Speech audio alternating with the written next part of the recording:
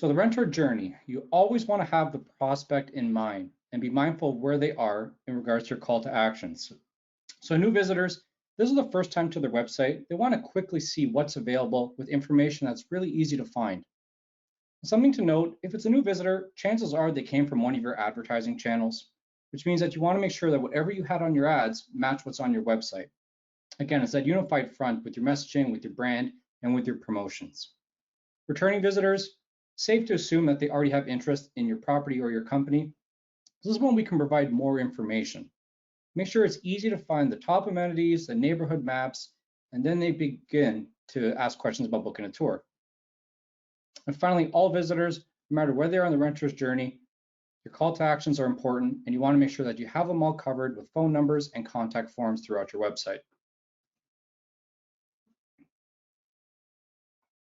So about those call to actions, it's a nice thing to keep back in your mind that we want to be 1 to 2 clicks away from any time from an inquiry form or giving you guys a phone call. So we have some best practices for these CTAs, call to actions. Main navigation layout, this should be precise and provide specific information, a nice snapshot of your entire website. If someone's visiting one of your websites, they don't want to be guessing where things are. Everything should be nicely laid out in your main navigation. Suite tables and floor plans, this is a huge one that we find. It has a lot of variance. On your suite table, it's great to have these inquiry buttons embedded right into that widget. When somebody's on your suite table, seeing what you have available, they shouldn't have to leave that widget to fill out a contact form or give you a phone call. So really having that inquiry button in each suite table, it's a great way to increase conversions. We actually had a client recently who was probably like some of you having difficulty with conversions, and all we did was simply add a little button on that suite table. And it increased conversions exponentially over the next 2 months. So it's something that can be done pretty quickly. And it just makes the user experience a lot easier by not having them leave that suite table to find out where your contact forms are.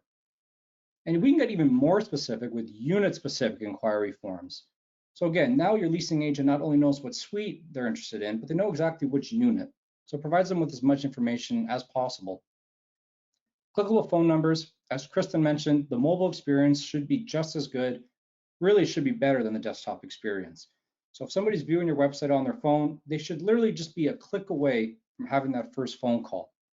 I see this a lot with some websites where the phone numbers are not clickable, and that just, you're pretty much just negating anybody using a mobile device who wants to give you that phone call. And then finally, listing maps and featured properties. We have a graphic here on this slide about a multifamily site that has a portion of their site dedicated to all the listings that they have in each specific building in a neighborhood area.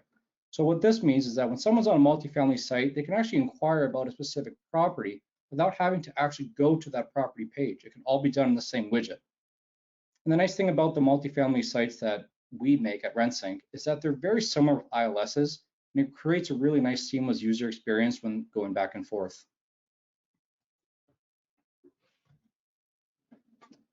So the fun thing about this industry is that there's always new tech. There's always new ways to impress a prospect with some new features that are always coming out. So the interactive floor plan, this is great that we actually have an animated GIF of our slide of our floor plan navigator.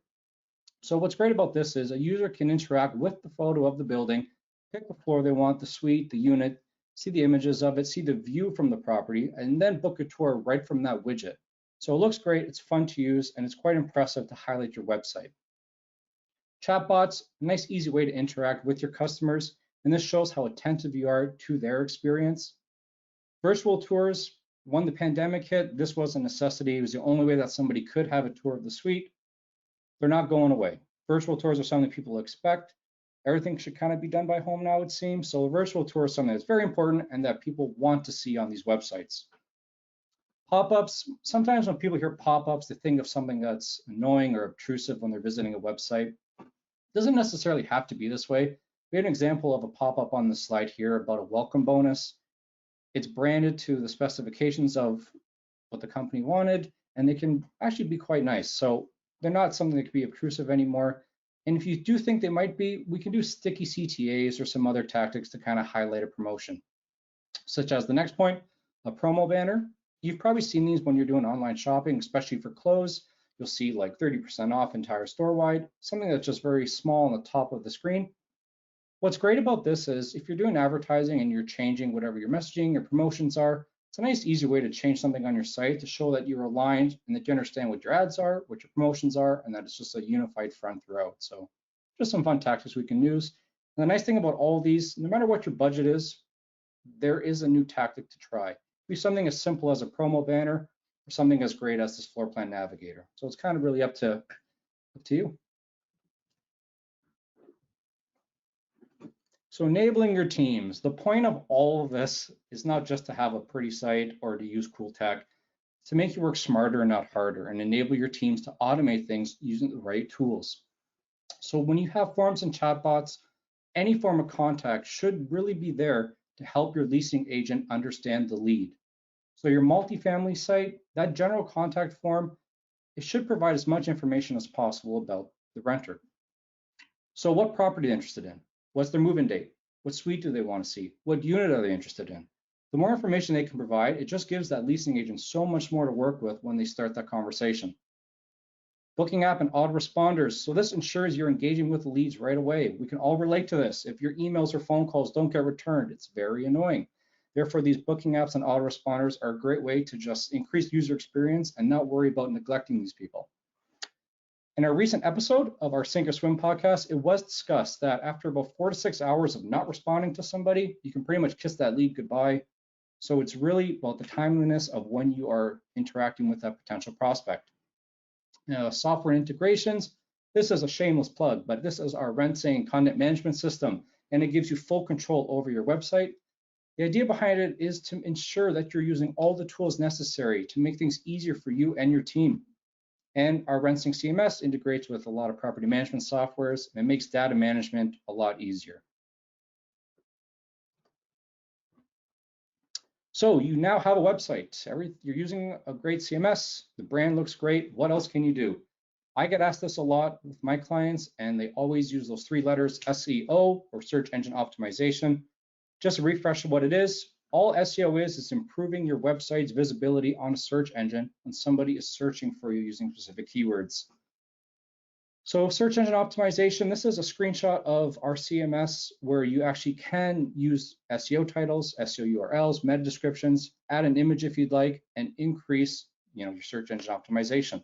If you have any questions about this, there are some nice little tips that we have inside our CMS and knowledge base.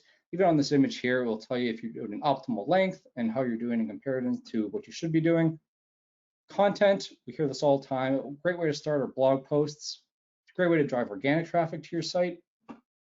And what's important too is if you're writing blogs, share it on your social media, but don't just share it, link it back to your website.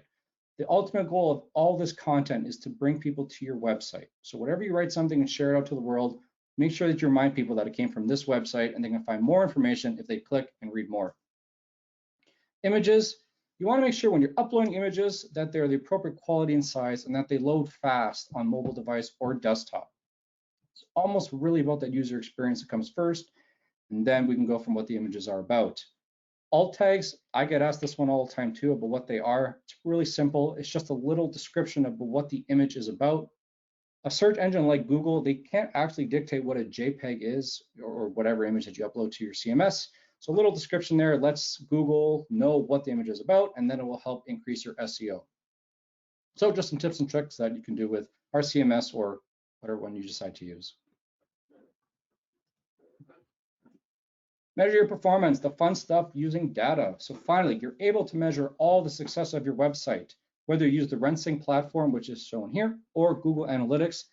They're both great tools to help with this. Understanding and analyzing how your website's doing is so important because it tells you who's visiting your site, where they're coming from, what are they looking for. And what this actually allows you to do is to make informed decisions of how your website's doing, when you should change things, or if the results that you are trying to get are working.